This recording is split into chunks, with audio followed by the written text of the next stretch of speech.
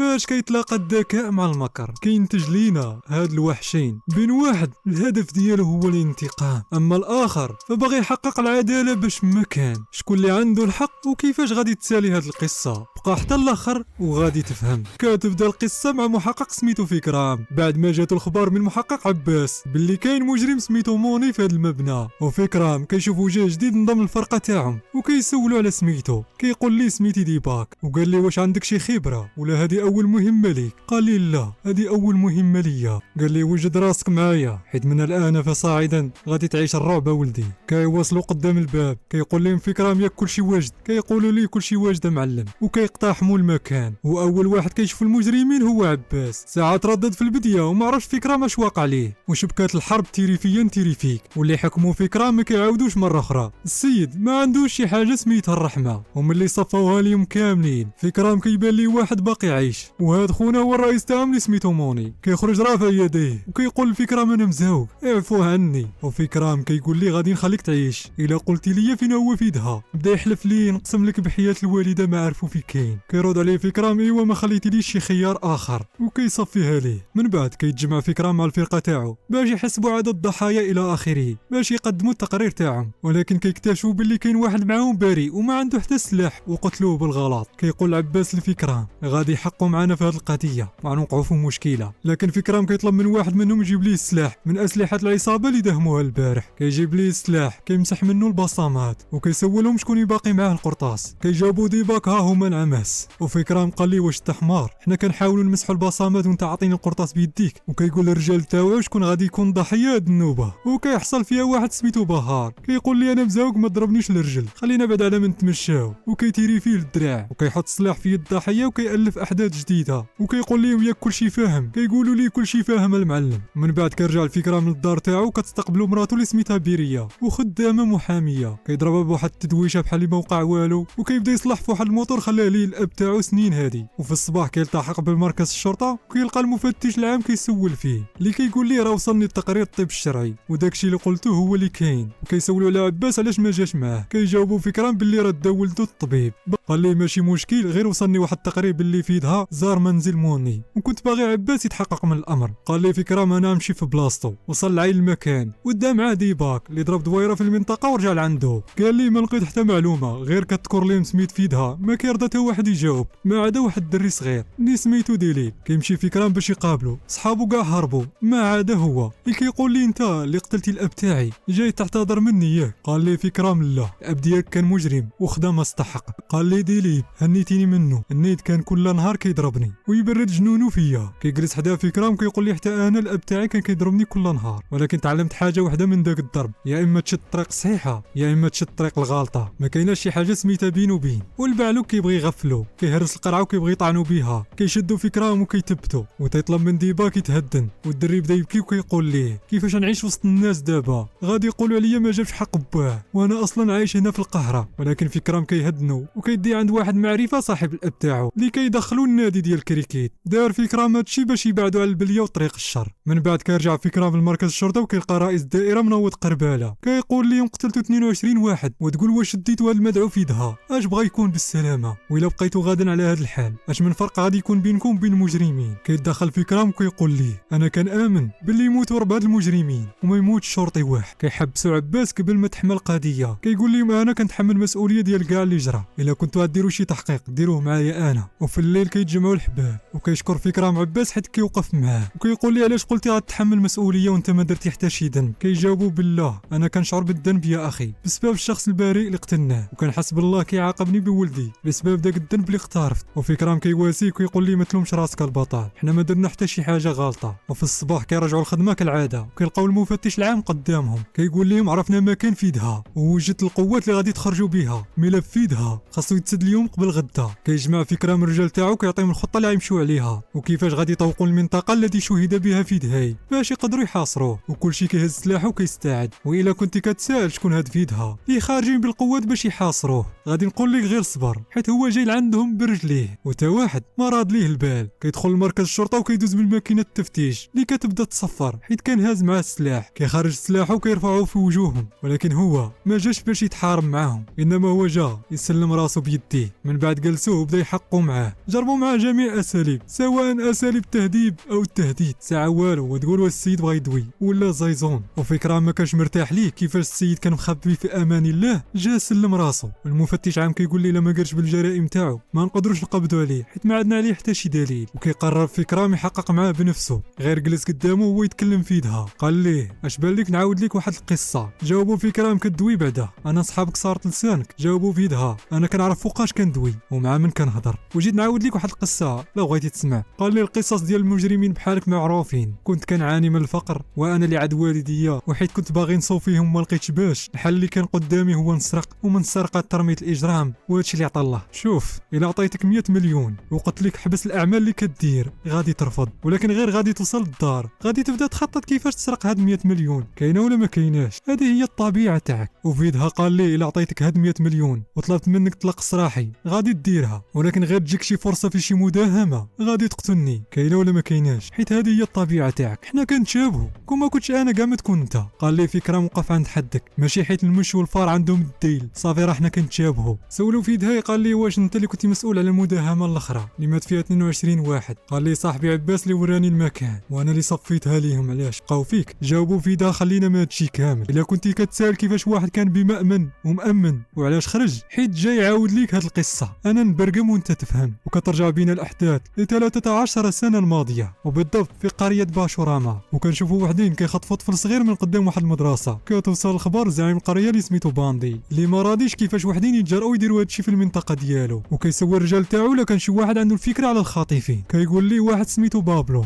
باينه خوتنا غرباء على هاد المنطقه، حيت كون كانوا كيعرفوك حق المعرفه ما يتجرؤوش يديروا هادشي. وفي يدها كان حاضر وكيسمع، بغا يستغل الفرصه ويعطي الراي ديالو، لكن زعيم باندي ما كيسوقش ليه وكيقول ليه درك زلافتك. وكيقول الرجال تاعو شكون هذا؟ كيجاوبوا الاخ تاعو هذا غير واحد انضم لينا جديد، ولا بغيتينا نعاودوا له التربيه من جديد غير امر. اما في يدها مشى يقابل صحابو، كيقول لهم خاصنا نلقاو الخاطفين. كيقولوا لي واش باغي دير فيها بطل؟ جاوبهم لا، انما لا جاتك الفرصه ما خاصكش تفلتها. باب النجاح انت كتمشي تدق فيه ماشي هو كيجي عندك. وكيديهم لواحد المنطقه خارجه على القريه. كيسولوا واحد من صحابو كيفاش غادي نلقاوهم هنا. كيقول لي ما تشوفش غير في الارض، شوف حتى في السماء. كتبان لهم واحد الطيور هايجه زيد عليها واحد الدخان كيتصاعد. وصلوا لعين المكان ولقاو بالفعل كاين خاطفين. عرفوهم حيت غاطسين البعلوك في واحد الحفره، وواحد منهم هاز واحد الراديو وغادي يمشي يقضي الغرض. كيتبعوا في يدها باش يغفلوا، ولكن كيسمع الاغنيه ديال دراغون بول وكينسى راسو. شافوا خونا وقال لي شكون انت؟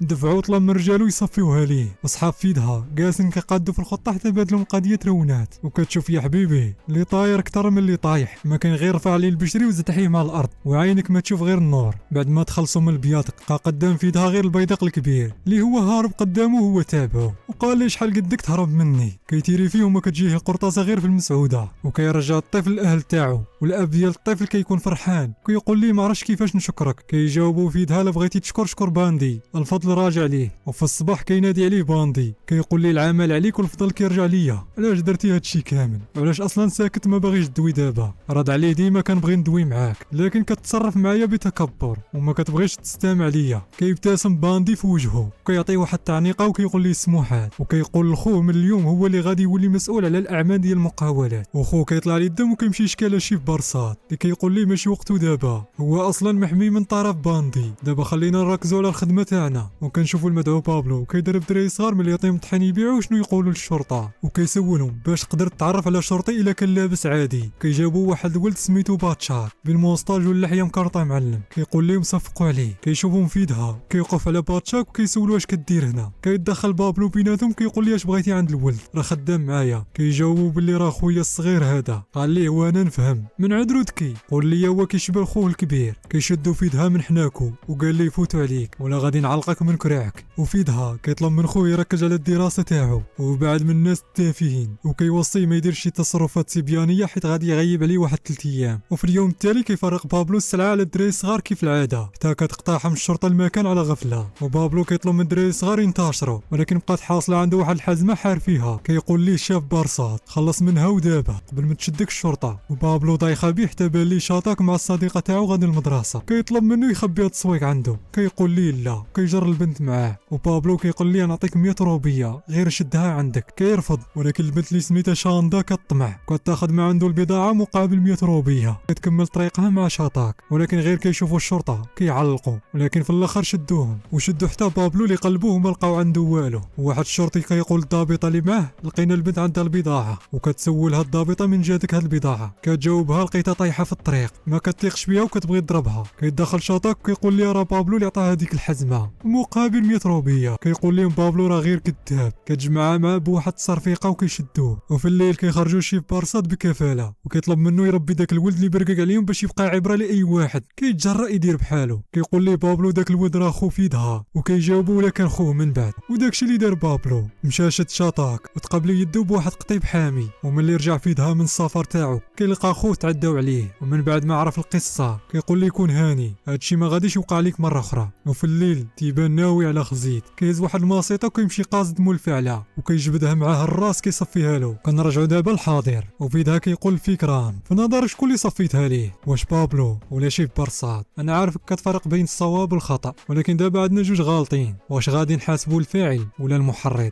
جاوبوا فكرام باينه بابلو غير بيدق، هادشي علاش هو خارج اللعبه، اللي صفيتيها ليه هو شيف برصاد وداكشي اللي وقع نيت. كيقول لي فكرام واش وليتي مجرم حيت كتبغي خوك ولا غير باش تولي مجرم؟ كيسمع الدقان وكيمشي يشوف شنو واقع. كيقول ديبا كاش بغيتي، تا كيتفاجئ بمراتو باريه قدامه اللي كتعطي وراق الكفاله ديال فيدها حيت هي اللي شاده القضيه تاعو. وكيرجع فكرام لفيدها وهو طالع للدم وكيقول لي ملي عارف راسك غادي تدخل بكفاله علاش سلمتي راسك اصلا؟ كيجاوبوا فيدها ما تدويش معايا، الا بغيتي دوي مع المحاميه ديالي. قبل ما يخرج كيحبسوا فكرام كيقول لي شنو اللعبه اللي كتلعبها معانا، رد عليا كنت محقق خاصك تكتشف الامر بنفسك. وكيطلب من بابلو يتبعه حيت ولا خدام معاه. وفكرام كيتعصب قالوا شويه وتفرقع ليه شعرك في راسو. وبالطبع كيرجع للدار تاعو وما كيبغيش يدوي مع المدام اللي كتاسف ليه حيت ما كانتش عارفه باللي قضيه فيدها اللي كان كيحقق فيها حرمت عليه الدعوه. كتقول لي ما تلومنيش انت اصلا ما كتقول لي والو. كيخرج معصب من الدار وكيصوني على صاحبو عباس. كيقول لي ما عرفت فين كان راسي ملي قررت نتزوج بمحاميه. صاحبو كيقول لي راني صايق من بعد نهضروا، راني قاصد واحد الطاحونه قديمه باش نقابل واحد البنت سميتها شاندا، قالت لك عندها شي معلومات على صفقه المخدرات، من بعد ونتصل بيك. وفكرام هو كيصلح الموتور تاع الاب ديالو اللي قلبها معاه سدور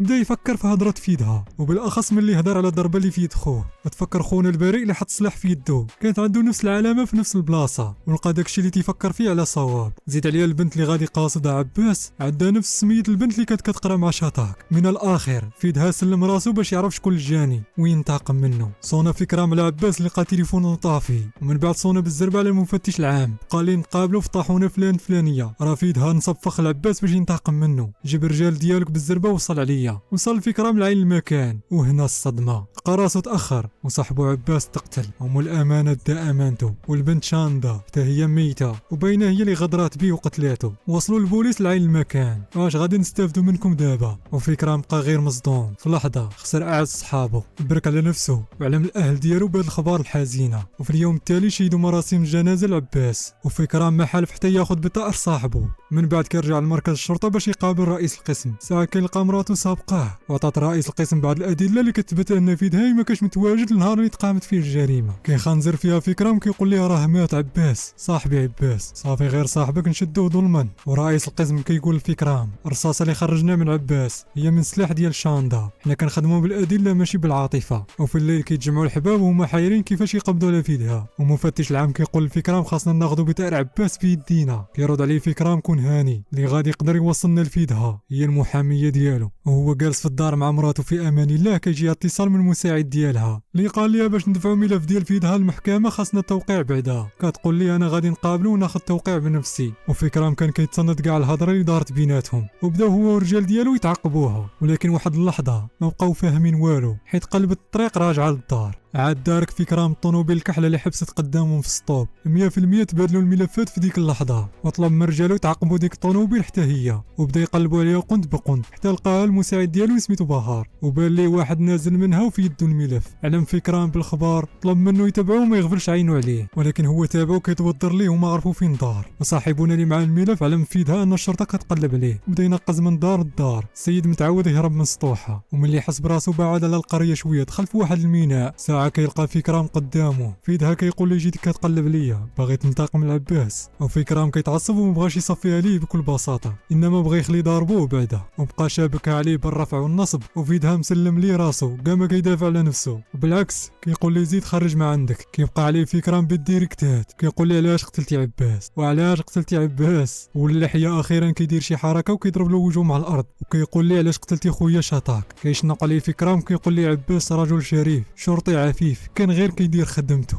ملي عيا فكرام وبغى يصفيها ليه كيتصنف بالناس اللي تجمعات عليه، كيبان ليه البشري باليمين ولا يسر، وعرف بلي هذا ماشي هو الوقت المناسب، كيقبض عليه وكياخذو معاه. وصون عليه المفتش العام اللي قال لي واش قتلتيه، جاوبو فكرام ما قدرش حيت ما كانش الوقت المناسب، ولكن ما تخافش هذه الاخرى ليه، وكيديه واحد الغابه زعما بغى يهرب ليا وانا قتلته. هو مدخلو الغابه قال لي فيدها واش باقي حاصل مع الموتور تاع باك، كنا نهار كتصلح فيه. رد عليه فكرام كتراقبني بعدا، هادشي علاش ما بالك في المحامين غير مراتي. سولو فيدها علاش خطيتي ولد موني اللي قتلتيه النادي من صحابكش عاطفي. جاوبو فكرام باش ما يطلعش مجرم بحال باه. قال لي فيدها هو كيضحك، عاد بالك الشرطي كيولد شرطي والمجرم كيولد مجرم، وعلاش اسيدي انشطاين ما ولش انشطاين بحالو. قال لي اجت على ركبتيك ايها الوغد. وفيدا كيقول لي خليني نعاود ليك واحد القصه اعتبرها اخر امنيه من هذا العبد الضعيف، انا نبرقم وانت تفهم. وكترجع بين الاحداث للماضي بسنتين، ملي كان فيدها كيسلم البضاعه لواحد كليان ديال باندي، استلم من عنده الاموال وخرج بحاله، وهو راجع كيلقى الطريق مسدوده قدامه بسبب زحام ديال الطوموبيلات، وواحد الدري كيبيع كلينيكس كيجبد فردي على غفله وكيبغي يصفيها لفيدها، لكن كيتفادى الطلقه في اخر لحظه. كيدفع ليه الباب وكيبان ليه بزاف ديال الرجال خرجوا ليه، وحبيبنا فيدها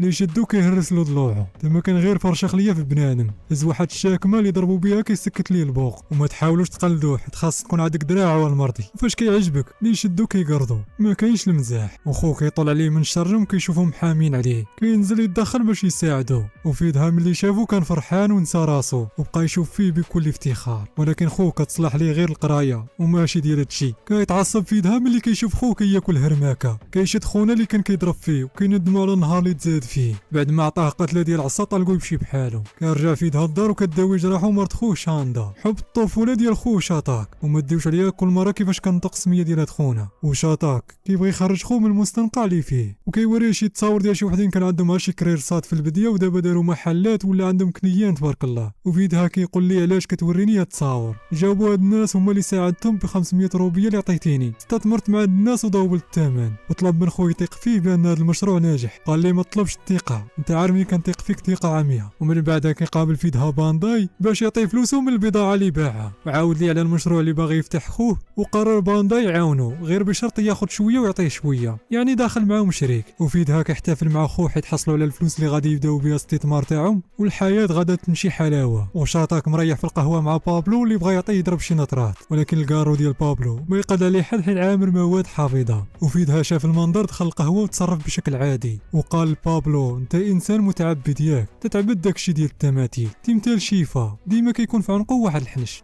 الا تخلى شيفا على داك الحنش واش غادي توقع ليه شي حاجه؟ جاوبو بابلو لا معلم. وقال لي فيدها بالطبع الحنش هو لا يكون خاسر، يقدر يعفس عليه شي واحد ولا يجي شي طاير يغبر ليه الشقف. وخونا كيضحك ما على بالوش الهضره عليه. قال لي انا نبرقم وانت تفهم، انا هو شيفا وانت هو داك الحنش، جمع راسك معايا يا اخي. وكما يقال ما يبغي لك الخير غير خوك. وفيدها كيسول خو شنو غيدير بالفلوس اللي خدا من بانداي. قال لي كنت ندوي معاك في هذه القضيه، وكيسول صاحبو فين دار الفلوس. قال لي دوزتها لشاندا، مشى شاطاك بالزربه يجيب فلوس من الدار، حتى كيتفاجئ باللي الدعوه مرونه وشاندا ما كايناش والارض عامره دم والشانطه ديال الفلوس غبرات، يعني شي واحد دخل وخطفها وسرق حتى الشانطه ديال الفلوس. وصلت الخبر لفيدها اللي مشى قاصد خو بانداي حيت هو الوحيد اللي شاك فيه. قال لي انا ما درت والو ودخل بانداي. قال لي بلا ما تشك فيه راه ما دار والو على حسابي. دازت يومين على هاد الحادثه وفيدها غير ما زاد ضاغط به شاندا و10 مليون غبروا بلا شي اثار. وشاطاك مسكين كانت نيته حسنه حتى صدق مأزم ومأزم مع خوه. كتصوني عليه شاندا كيقول ليها فين كنتي، شكون اللي خطفوك، عرفتي شحال قلبنا عليك، واش وقع لك شي حاجه؟ جاوباتو بجواب صادم، قالت لي ما خطفني حد، واتضح انها هي اللي خطات لكل شيء. سيده ما بقاش تبقى معاها 100 روبيه بغات 10 المليون.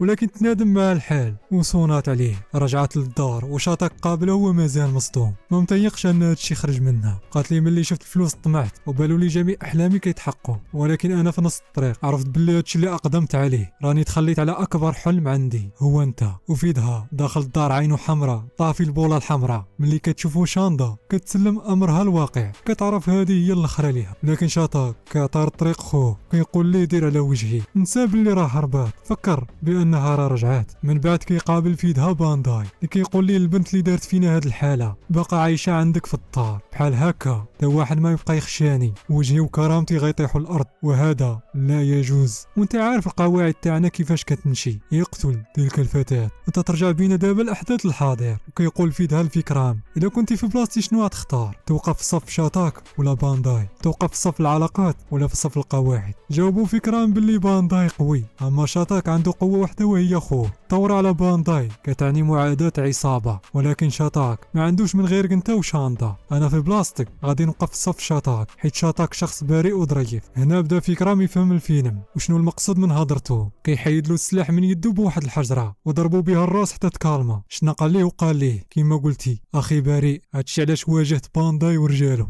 ورسلت خويا شاتاك وشاندا لمومباي باش نقدر نحميهم. انا راه ما قتلتش عباس، ولا بغيتي تعرف شكون قتل عباس خاصك تعرف شكون قتل شاتاك. بعدها خاصك تقوم بالتحقيق عاد تقرر. هكا كتمشي القواعد عندكم، وكشرطي نزيه خاصك تلتزم بها. كيرجع فكرام الدار هو مازال دايق كيفكر في كلام فيدها وكيبغي يربط الاحداث. اش جاب شاتاك لعند موني ديك النهار؟ كتدخل مراتو وكتلقاه مضروب في راسو، كتبدا تعالج ليه الجرح ولكن ما راضياش تدوي معاه حيت عارفه استغلها باش يوصل لفيدها. وفيدها في هاد الوقيته كيقابل بابلو باش ياخذ من عنده سوار ديال الطوموبيل. كيقول ليه بابلو فين غادي تمشي؟ راني وجدت ليك واحد المخبأ. داك خونا فكرام ماشي واحد سهل. ولاش اختاريتي اصلا مراتو تكون محاميه ليك؟ بحال المحامين نقاردوا من هاد الارض. كيقول ليه فيدها ارى دوك السوارت وما تخافش ليا. وفكرام الليل كامل هو كيفكر في كلام فيدها. وفي الصباح كيجمع رجالو وكيقول المفتش العام فيدها رسل شاتاك وشاندا الموبايل اش جابو لعند موني، يعني موت عباس وشاتاك كاين خيط كيربطهم. قال لي المفتش العام مشيتي تلقي القبض على موني ولقيتي شاتاك هناك، تقدر تكون مجرد صدفه. قال لي ما كنآمنش بالصدف. بدا يقلب في التصاور والادله وجات عينو على التصويره ديال شاندا. ملي حكر فيها مزيان عرف باللي كانت مخطوفه حيت باين الاثار ديال الربط على يديها. وشاتاك بقى يقلب عليها وقصد موني ورجال تاعو باش يساعدوه، ولكن شكون بلغ عباس في ديك اللحظه؟ شكون اللي استخدمنا كبياضق؟ هو يتفكر خونا اللي وصل عباس لعين المكان وسميتو بابو. مشاو يقلبوا عليه ولقاو راسهم في واحد الانتخابات منظمه من بانداي. المهم فكرة ما سوقليش، كيجي عنده واحد من رجالو كيقول ليه راه لقيناه وهرب ناحيه التران. ومشاو بالزربه كيقلبوا عليه ولقاه فكرام مقتول. وقال الرجال ديالو راه عاد مات، يعني القاتل مازال قريب منا. كيدخلوا واحد المستودع اللي عامر ببنادم، كيفاش غادي يلقاوه هنا؟ وفكرام كيضرب على واحد خونا معرقه عصير باينه من الطياره هو اللي دارها. كيشدو كيعطيه قتله ديال العصا، شبكه عليه بالتصرفيق حتى طوعو ولكن ما بغاش يقر ليه. وفي واحد اللحظه بغى يغفلو ويصفيها ليه كون ما دخلش ديباك وتيرا فيه في اخر لحظه. ومع هذه اول مره يقتل شي واحد تخلع. قال لي فكرام تهدن، راك درتي غير الواجب، كون ما قتلتيش انت كنت غادي نصفيها لي انا. كيف تشوف فكرام مزيان كيلقى عنده واحد الساروت ديال واحد الغرفه اللي مكتوب العنوان ديالها مع الساروت. كيقصد ديك الغرفه وما كيلقى والو ما عدا واحد الباكيه ديال كارو. ومع كيكميه كيعرف باللي هاد الباكيه ديال حبيبنا بابلو. راه السيد ما سماوش بابلو غير هكاك. ومن بعد كيرجع فكرام الدار وبعد ما تصالح مع مراته طلب منها تعطيه النمره ديال فيدها حيت بغى يدوي معاه. قالت لي ديجا هو عارفك باغي تدوي معاه، هادشي علاش عطاني العنوان ديال واحد المطعم. قصد الفكره من المكان مع جلس بدا يقصي. جاب لي واحد السرباي تليفون وبدا يهضر مع فيدها وقال لي عندي ليك واحد الهديه. خونا اللي ورا هادشي كامل طلع هو بابلو.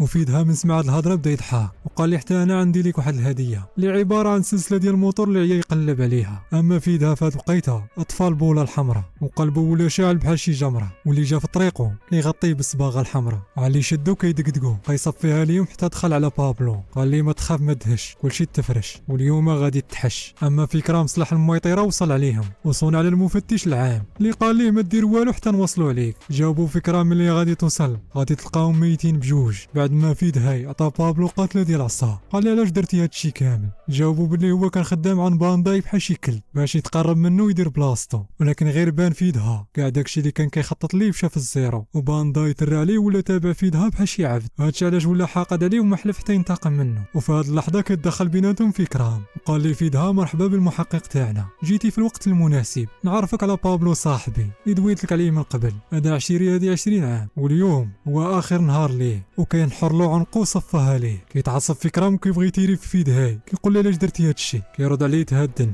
انا غير خديت بالطائر ديال خويا، انت باغي تعرف شكون قتل عباس ياك؟ نعاود ليك واحد القصه اللي غتكون هي الحلقه الاخرى، وكيف العاده انا نبرقم وانت تفهم، وكنرجعوا بفلاش باك مره اخرى ملي قابل فيد هاي خوه باش يودعوه، عطاه شي بركه باش يمشي بها الموبايل، وبدا يضحك على مرت خوه حيت تاكل بالعسريه وما كتقدرش تاكل بيدها اليمنيه. من بعد بدا فيد هاي يصفيها لرجال بانداي بعد ما حصل على السلاح هو والرجال تاوعو، واللي جا في طريقهم كيودع وولا حاكم المنطقه. بابلو زاد حقد عليه ومبقاش عاجبو الحال وبدا يبرقق على مكان تواجد الرجال تاعو للشرطه اللي بداو بدورهم يصفيوها ليهم واحد بواحد حتى قتلوهم كاملين. وقرر فيد هاي يغيرها من القريه بما تهدنت الامور. هو راكب في الطوموبيل في امان الله مع صاحبه كيضرب على المرايه كيتبان له الشرطه تابعه، كيحل الباب وكيكركب فيد هاي من الطوموبيل وكيقرر يضحي بحياته باش يحميه. واللي صفاها ليه هو عباس اللي ولا داير يد في يد مع بابلو على قبل الفلوس بطبيعه الحال. فكرام ما كتعجبوش هاد الهضره وكيتعصب، كيقول لي واش كنبان لك عندي شي قرون؟ عباس صاحبي مده هادي وكنعرفو مزيان، الفتي قصه وغادي دير فيها فاهم.